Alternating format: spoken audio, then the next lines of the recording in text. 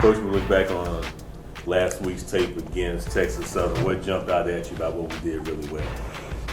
Well, if you break it down to, all three phases, first special team wise, I think we're able to identify that we have a punt returner that is able to do some things back there with by the name of Malcolm Cyrus. That was a pleasant thing to see. Our guys still covered well in the kicking game on kickoff and punt, which they've been doing all year, so that was outstanding to see as well.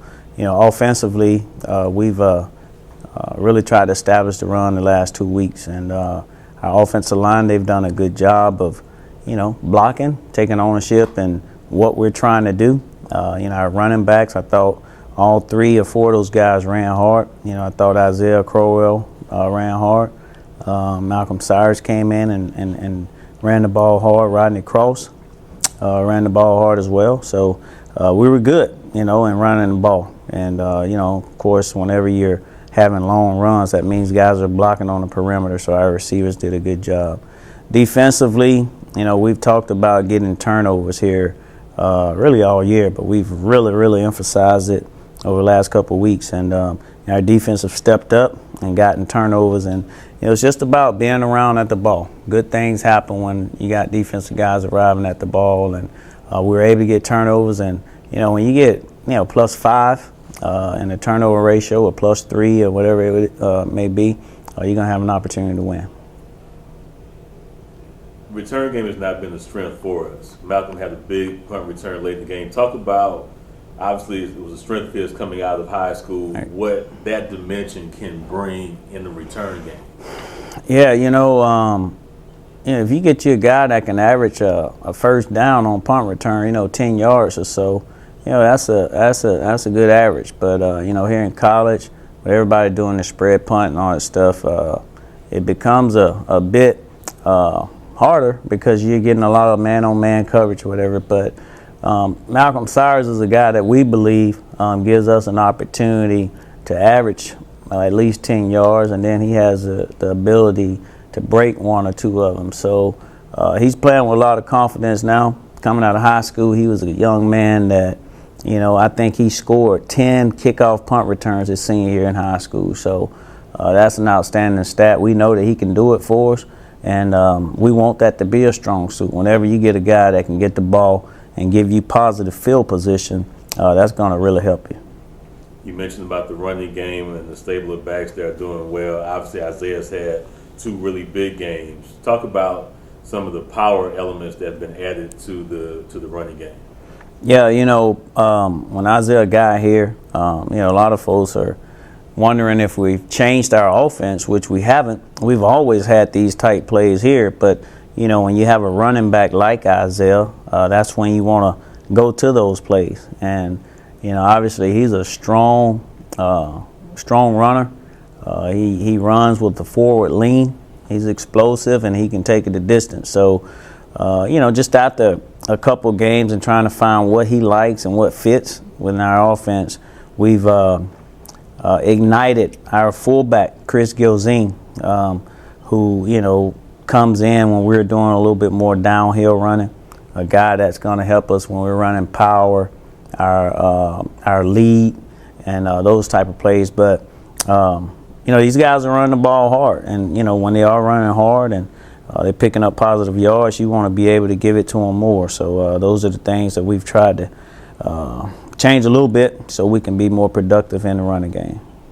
That being said, could you have imagined averaging about 275 on the ground the last 2 weeks? Yeah, that's that's a blessing. Last week, a couple weeks ago in the Alcorn game, the weather was so bad it was impossible to pass the ball. So we had to run it.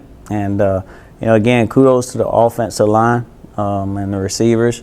We only passed the ball 5 times, I think, in that game, and the guys blocked well. But whenever you can rush it and you got a 100-yard rusher and you don't turn it over, you have a real good chance to win. And I think over the last couple of weeks, it's something to build on. Conversely, our defense has been strong, allowing just 164 yards total over the past 2 games. Talk about the strength that you're seeing with them in addition to the takeaways that you mentioned? Yeah, our philosophy on defense, wider than a wider, deeper than the deepest. And if it moves, we want to hit it. And I think over the last couple of weeks, the guys have really taken ownership in that mindset that, regardless of the play that's called, regardless of the scheme or the defense that's called, at some point, you can't lose contain. You can't let guys behind you. And then you have to be real physical when you arrive there to make the tackle. And I think they've bought into that. Everybody has a responsibility on defense. And one of the things we talked about is, don't be so concerned about making the tackle before you're concerned about making the play. And the play is being where you're supposed to be, being in your gap, lining up at the right depth and all that stuff. And then the tackle's going to come if you're lining up right, if you're doing what you're supposed to do within the scheme of the defense. Obviously, these guys have bought into it. Last couple of weeks, we've been, pretty good in the running game, stopping the run. And we're hoping, or we know we're going to have to be able to stop the running game this game to have an opportunity to win. Talking about Jackson State now, 3 players last week rushed for over 100 yards, segueing right into what you mentioned about stopping the run. Talk about their offense. That's an outstanding stat, to have 3 guys rush for 100 yards. And, that's a testament to what they're doing there. Their offensive line is an aggressive group of guys, and then they have 3 really good running backs there, along with a quarterback that's elusive and can do some things. So, it's going to be a challenge. It will, but hey, our defense, man, everybody have to put on neck braces and understand that this is going to be a real physical game. And if we can stop the run and make them do something that they don't want to do, then hopefully we'll be able to get turnovers then by forcing them to pass it and playing good coverage. Looking at their defense, 2 looks like just mountains of guys in the middle. I think you mentioned on the SWAC call earlier this week, 2 of the biggest tackles you've ever seen. Yeah, they these guys, Billups and McLeod, along with the backup guys, these are huge defensive tackles.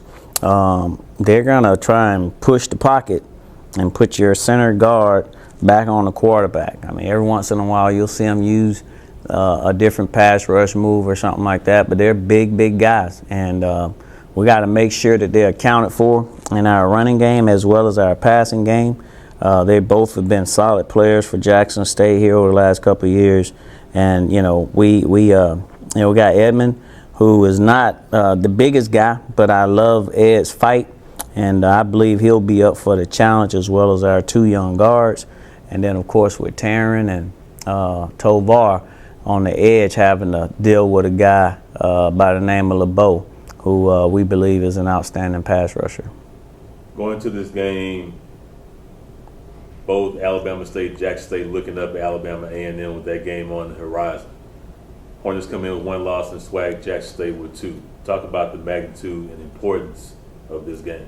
Well, it's a big one, The thing about college sports, is unlike, Major League Baseball and basketball, where you get an opportunity to play 100 so games, it's 1 game and you could be totally out of it. It could be 2 games and you can totally be out of it. And, it's a reality. So it's not that we won't put it out there and make these guys understand that, here's the deal. You got this game, and it's almost like a 1-game season.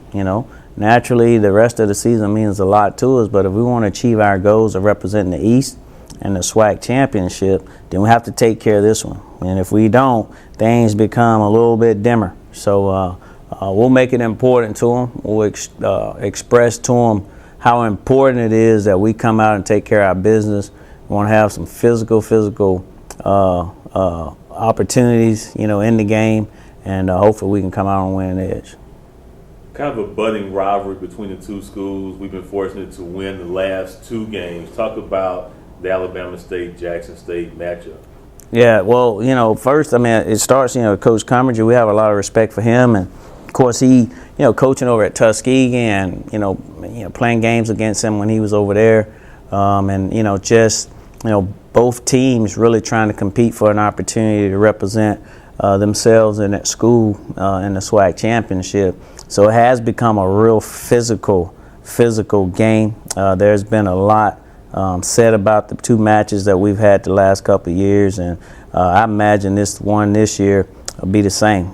They're bringing their band over here, and normally when a team travels with their band, that's like the 12th man, and of course they've always traveled pretty well. They'll have their band here and their fans, so it'll be an exciting atmosphere. Talk about this game, being able to play it at home. Well, I just enjoy being able to play games here in Montgomery, and it's winding down for us to be playing games in Crampton Bowl. So all those memories of playing there are important, and we'll remember all of them. And just to have an opportunity to play in front of our fans. It's an early game, which I absolutely love. You're talking about eating your pregame meal, breakfast, and then getting over here, getting dressed, and being able to go over to the stadium by 11 or so, and getting ready for the game. So it's an exciting time. I imagine we'll have a lot of fans there. They'll have a lot of fans there. Both bands will be there, loud and proud, playing loud, and should be a good matchup. As a coach, how do you get wired, motivated, excited, your emotions on a big game like this?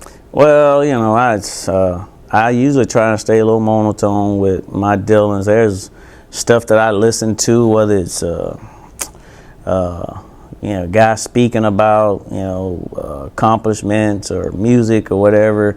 But my main goal is to have the guys excited about practice, and we want to play the game tonight, Tuesdays and Wednesdays, and play the game on Thursday, and play it in our walkthrough on Friday. So Saturday it'll just be almost like we've done this thing about 8 to 10 times, and it'll give us an opportunity to win. So there'll be a lot of mental rehearsing for me as a coach as we prepare to play this game.